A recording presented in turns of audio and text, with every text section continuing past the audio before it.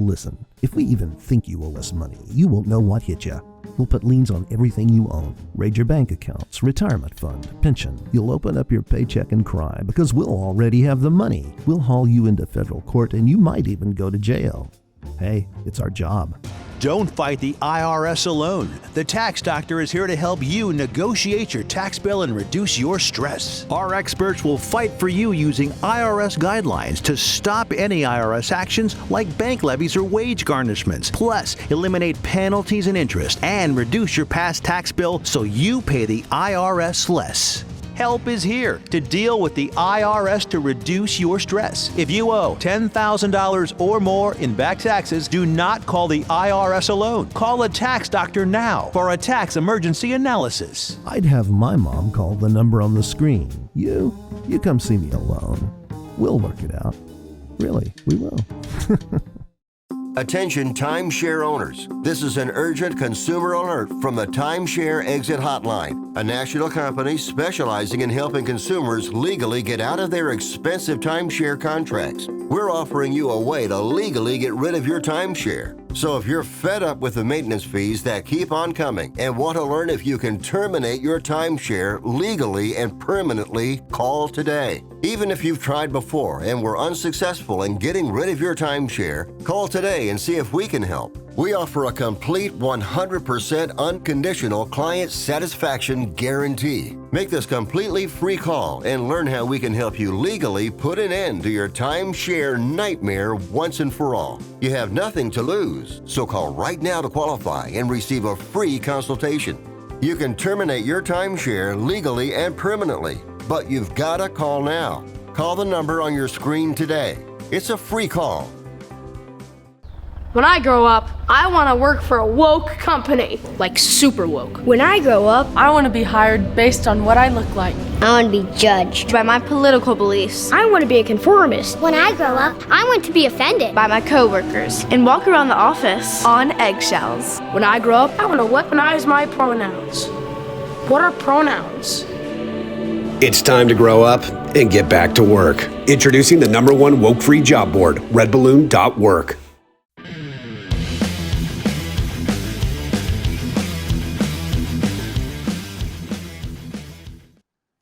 Hello, everybody. Mark Schaftlein with you, and this is the Schaftlein Report. It's Thursday's edition, and we're broadcasting across the country today, folks, here in beautiful Irvine, California.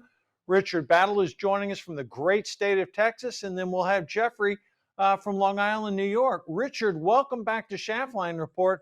Boy, do we have a lot to talk about today, and it's sort of mixed news, if you will, Richard. I mean, think about this. The Federal Reserve, I'm going to talk Federal Reserve and interest rates and some signaling on what's happening.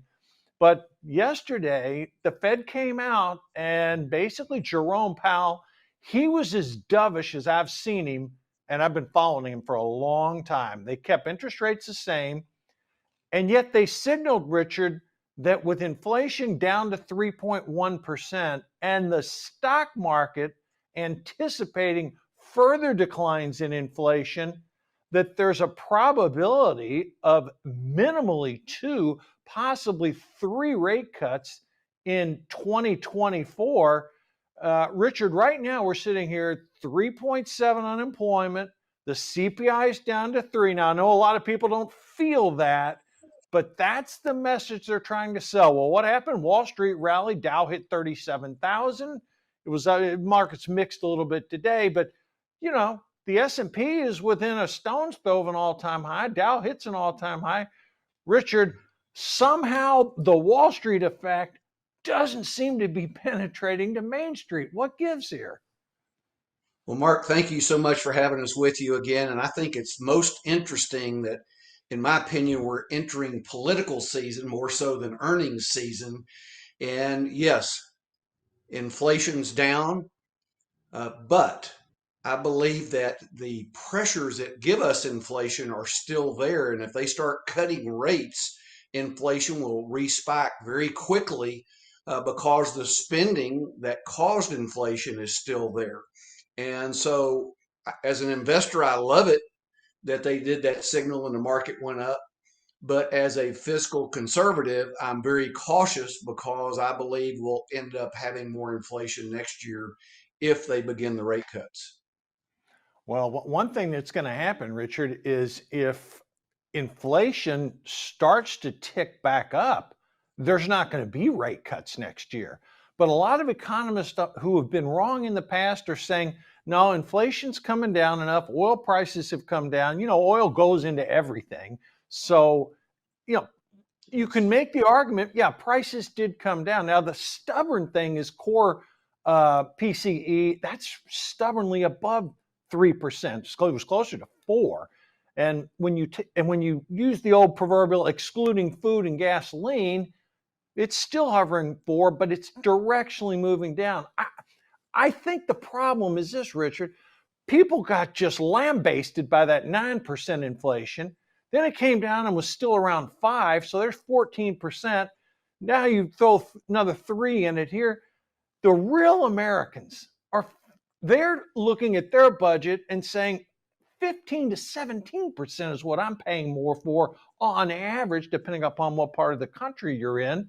And the biggest example I could tell you is we got certain parts of the country, Richard, paying $2 a gallon for gas, whereas here in California, it's still $5 to $5.50 a gallon. Now, I know there's taxes built in, some other things, but that's a pretty big gap there. And you think, Richard, that's why Joe Biden's upside down in the economic polls? I mean, if the president's name was Joe Smith and he was a 48-year-old guy, decent looking, had his facilities to him, didn't stumble, knew how to talk, 3.7 unemployment, 200,000 jobs a month, inflation coming down, he shouldn't be having these problems. And yet, Richard, he is. Well, I don't think the numbers are what real Americans feel. I think what they feel is increasing credit card debt, increasing default on car loans, having to take 401k money out to pay living expenses. They go to the store or go buy a burger and fries and see significantly increased cost. Now, part of that's increase paying $15 an hour for people at Burger King to flip burgers, but part of it, and a great deal of it, is increased government spending, which shows no sign of abatement.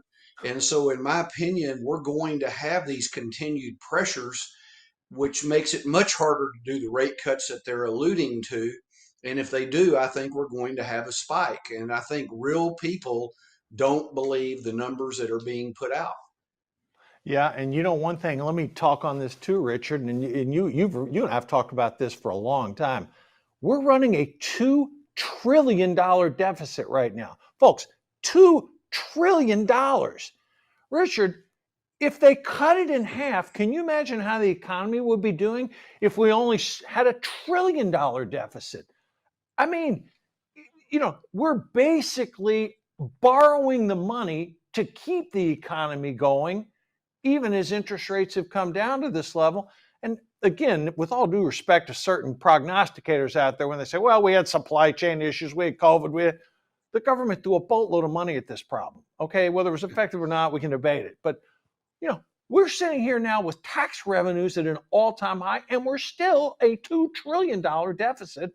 And, we just passed, and we're going to talk about this, almost a $900 billion defense authorization bill that good for the military, included a 5% pay raise.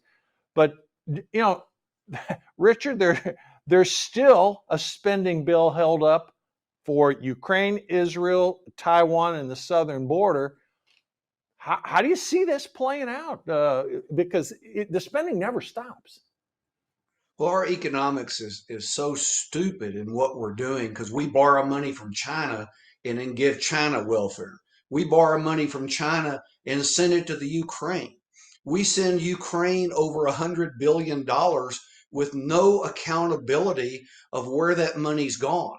And I think it's interesting this week that Zelensky came in and played the salesman, and he in public said things that our leadership will not say. About 2/3 of the money comes back to the United States through defense contractors. Well, what about the other third? Our government will not tell us where that money's going. and we're borrowing on a blank check basically to fund who knows what in the Ukraine besides the military expense. And so we have fiscal policy and monetary policy that are both out of whack with no strategic goals in mind. That's part of the inflation and part of the other issues that we have. Well, I'm going to take this a step further. There was a guy on CNBC yesterday speaking for the administration. Can't remember his name. He said, folks, don't you realize that if this aid gets passed, 90% of it's going to go to U.S. defense contractors to build these weapon systems to send to Ukraine? So it was like the pitch. Come on, American ingenuity, American military might, American contractors. There is some degree of truth there, but your points are spot on. I mean, the borrowing, it never ceases to stop. And what Vladimir Putin do in his address to the Russians? He made a statement. He says, well, we always knew the West at some point would quit supporting Ukraine. And he may be right. We'll see how things play out in Congress. Richard, I want to shift from the economics and Ukraine and the contracting. I want to go over some polling numbers with you here. David Axelrod, not exactly a Republican. He ran Barack Obama's campaign.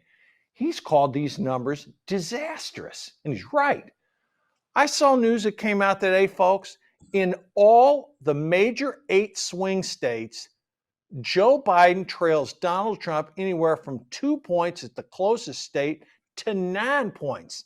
And Richard, I'm talking about your traditional Michigan, Wisconsin, Pennsylvania, Arizona, Nevada, Georgia, North Carolina. I mean, the prototypical swing states.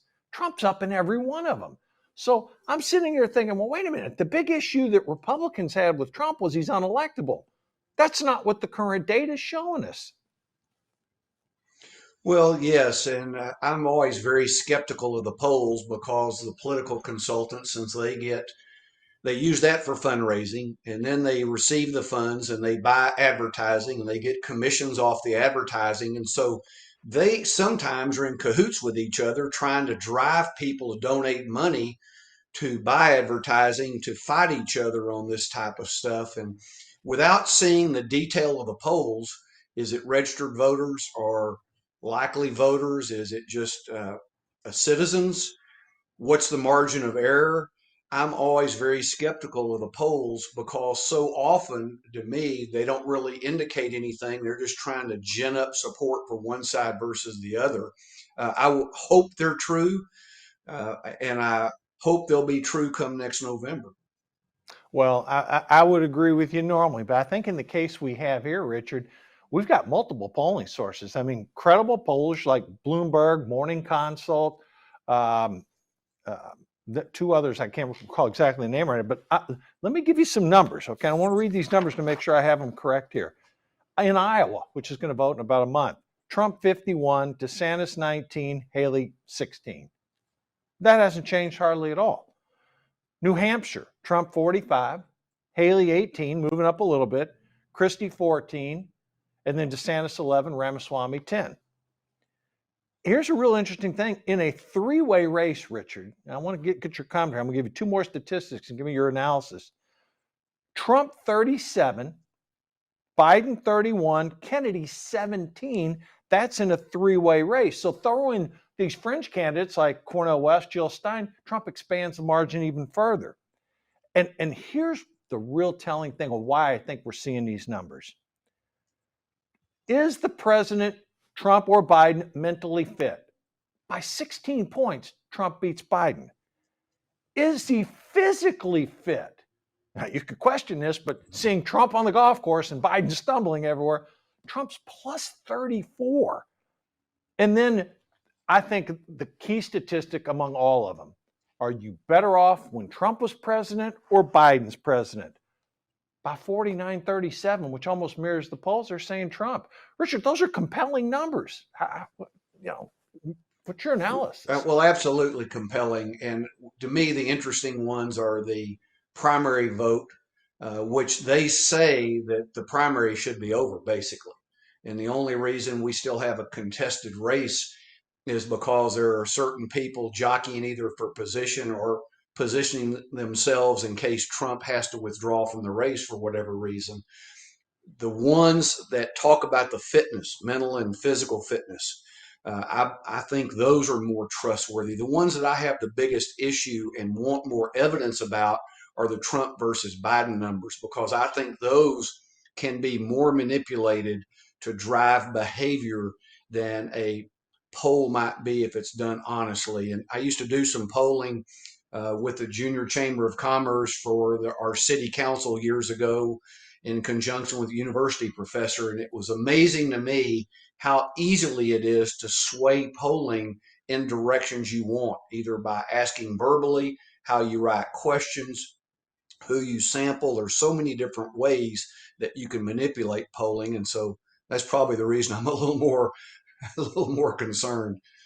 Well, Richard, I want to thank you for being with me today on this first segment. Folks, Richard Battle, look him up.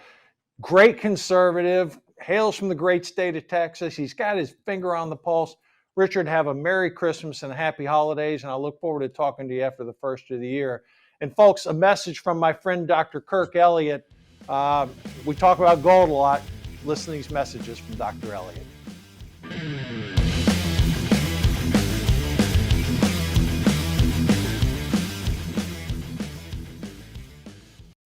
The world is about to shift. Banks are going cashless globally with the emergence of central bank digital currency, which will bring with it programmable money and the ability to turn on or off your purchasing power based on your digital social profile. It's like the equivalent of spyware in your bank account. You need to get out of the system with the world's safest and most private assets, silver and gold. Call Kirk Elliott, PhD, 720-605-3900.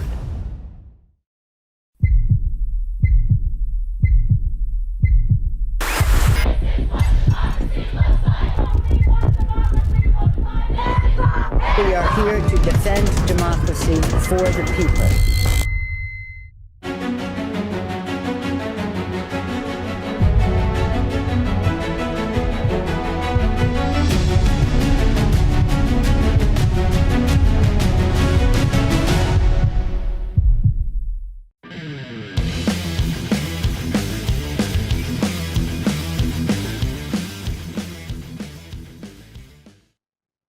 And folks, we're back. I'd like to welcome in Jeffrey Dunetz from Long Island. Jeffrey, happy to have you with me today. Welcome back to the show. Thank you. Great to be here. Hey, Jeffrey, you know one thing? When I was watching that commercial, I was thinking, you know what? There's a lot in that commercial of these radicals is really happening, and it happens every day. I mean, I want to ask you this. What's your impression? You know, the Harvard situation, the MIT, and the Penn president getting fired. In my opinion, one got fired, all three should have been. What do you think about that situation, and how do you view the fact Harvard is now really a disgrace? Well, first of all, I'm really happy that my grades in high school were low and I couldn't get into Harvard. But you're right, all three of them should be fired. However, I don't want Congress to get into it because they're not supposed to. I mean, that's a private business, and Congress doesn't belong there. I think what they should do, what the alumni and all those people should be doing is encouraging the donors not to give money. Yeah. But Harvard has enough money to go for, another 100 years without donations. No, I concur with you 100%, Jeffrey. The government shouldn't be involved in that. I mean, that was great that Elise Stefanik led the questioning, but it should be private individuals, donors, and the universities themselves that police this stuff. Look, having 1 out of 3, that was an accomplishment. I wish Harvard would have taken additional steps because Harvard is now the poster child of an embarrassment, sort of the Bud Light of colleges, if you will. But the other two aren't safe. What's that, Jeffrey? The other two aren't safe. The movement is still going strong. Oh, yeah, no question about it. And let me ask you one other thing. Just out here in Los Angeles the other day, 110 freeway, all these radical leftists are out there. They actually shut down the freeway. Folks, for you guys who don't know Los Angeles, the The 110 freeway cuts right through the city, and traffic out there is just insane. They actually shut down a major thoroughfare. 75 people got arrested.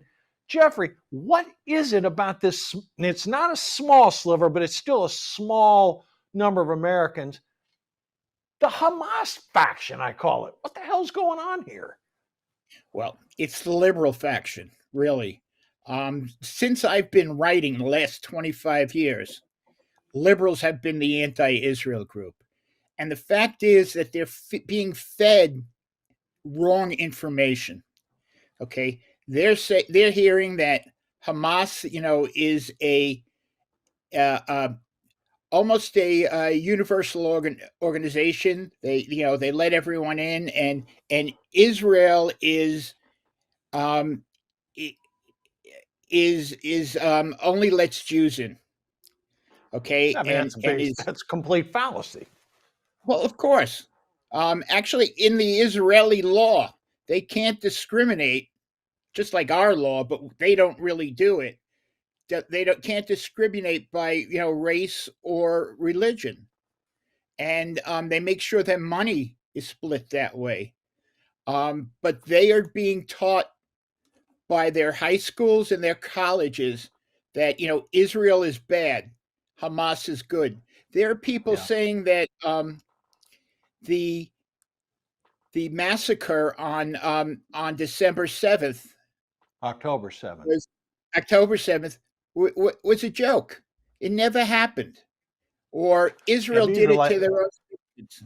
That's like Holocaust deniers. I mean, the sad truth is, Jeffrey, roughly 80% of the Palestinians in the West Bank, they support Hamas. And you're right, they're raised that way. They're educated to hate Jews, to kill Jews. I mean, it's a sick, perverted society. And yet, when some of those Hamas prisoners were freed, they got standing ovations when they came back to the West Bank. The West Bank's not even under attack right now. The fighting's going on in Gaza. So, Jeffrey, speaking of that fighting, I want to ask you this. How do you view Israel's prosecution of the war? Because it is coming at a price.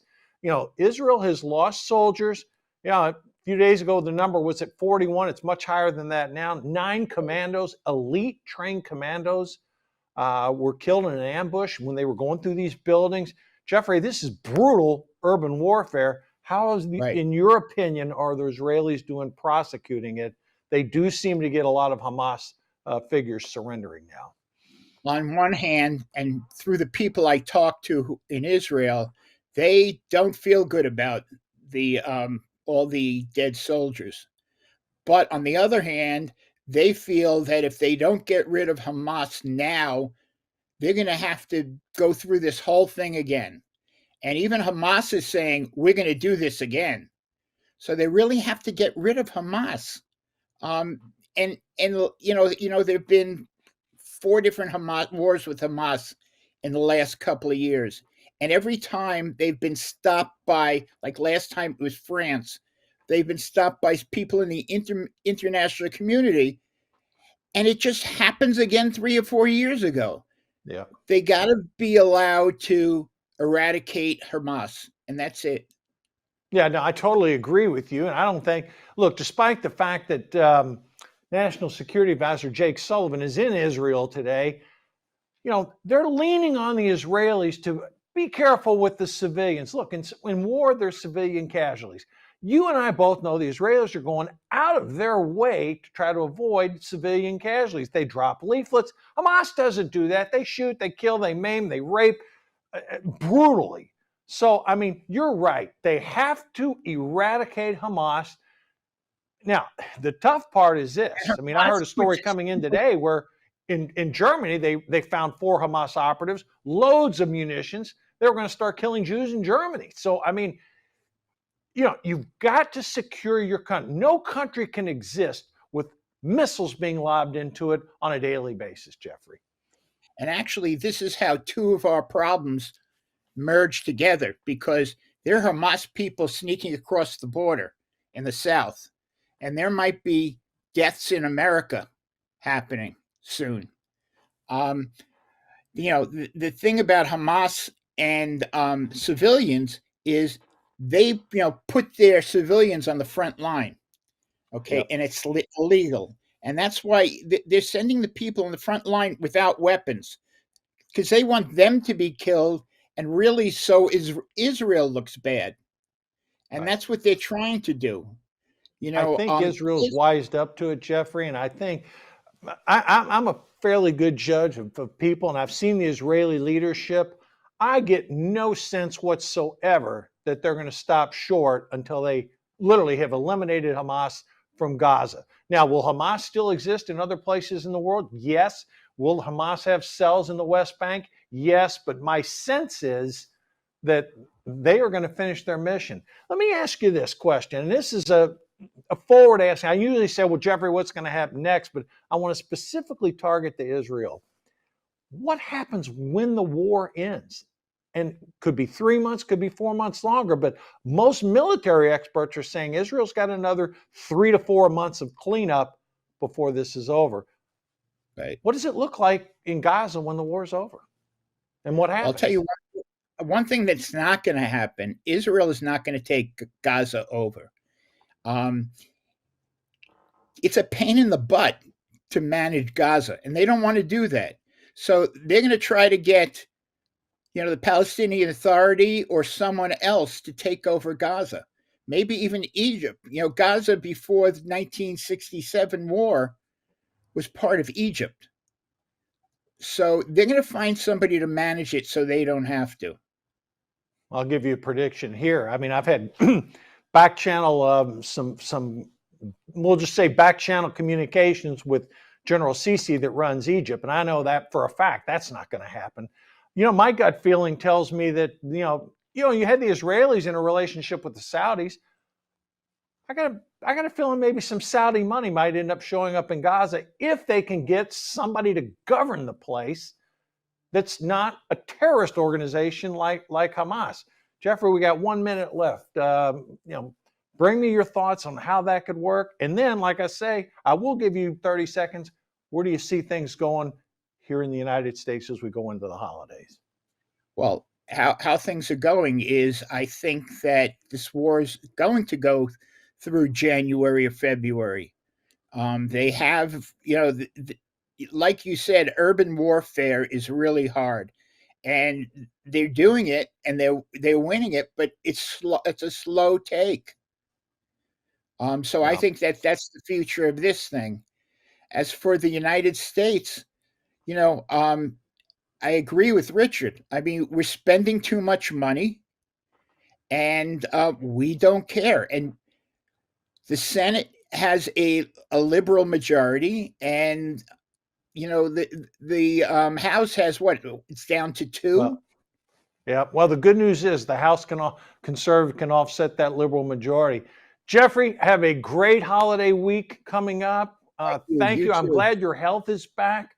And you're looking good. Glad to have you back with us today. Always happy. Folks, we'll be back next week. Yeah, we're going to be back next week on Tuesday. Hunter Biden, the inquiry is moving forward. I don't need to talk about that. It's a debacle. Thanks for viewing. Thanks for listening. See you on Tuesday.